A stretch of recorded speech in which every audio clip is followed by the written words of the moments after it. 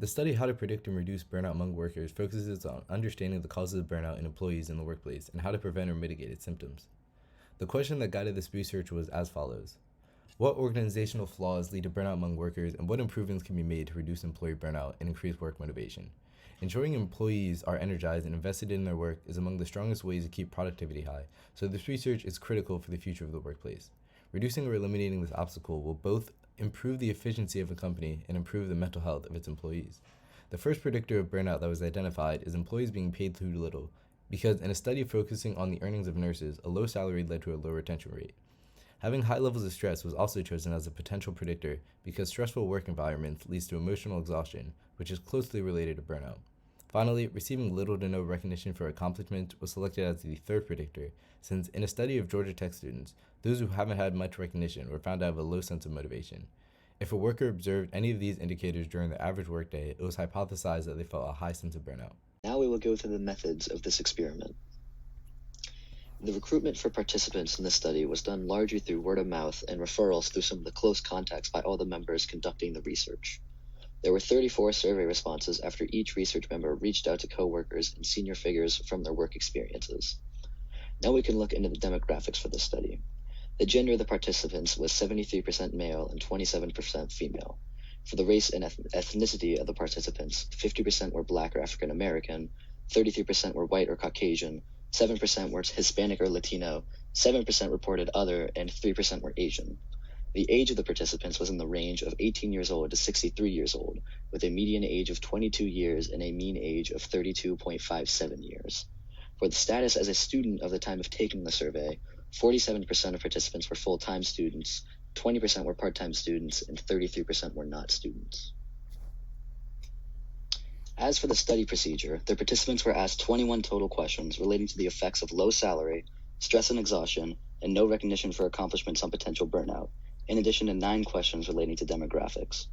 The participants were asked to rate their experiences with a Likert scale from 1 to 5, where 5 indicates that they strongly agree with the question.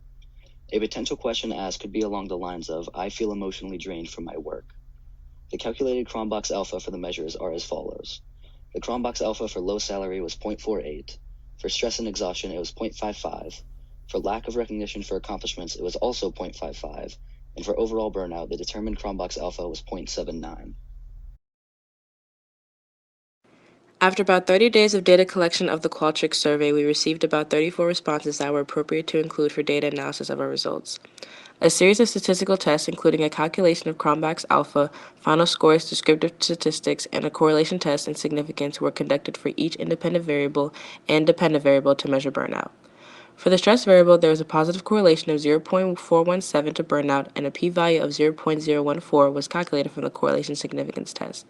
In comparison with the stress variable, the independent variable of low salary also had a low p-value less than 0.05, being 0.000395, and was also positively related to burnout, having a correlation of 0.573.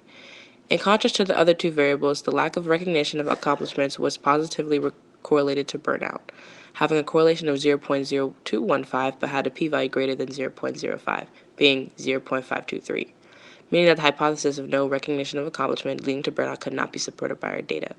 However, since the p-values for low salary and stress were lower than 0.05, then the hypotheses of these variables leading to burnout were supported by the results.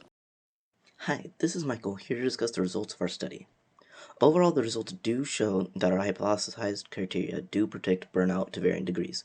The first step to taking an active role in reducing one's own burnout would be identifying where it's coming from. The one area where an individual has the most control is their stress. If you're feeling burned out, one of the easiest things you can do is find ways to de-stress, such as meditating or any number of other de-stressing techniques. Other ways involve speaking with a superior about their pay or their own recognition within the company. In this way, it is less in the individual's control and more in the superior's, and in this way, a superior can help increase the company's productivity by increasing pay where deserving and encouraging the other employees with recognition. Some ways this study can be taken would involve finding which de-stressing techniques work best. There's been some research into this, but it is somewhat broad and there's definitely room for more research. Other ways would be finding how much one should be paid, which would involve a lot more research and most likely multiple studies. And lastly, you can research how one should give employees their due recognition and motivation. There are many ways this study can be expanded on to help reduce burnout and increase productivity.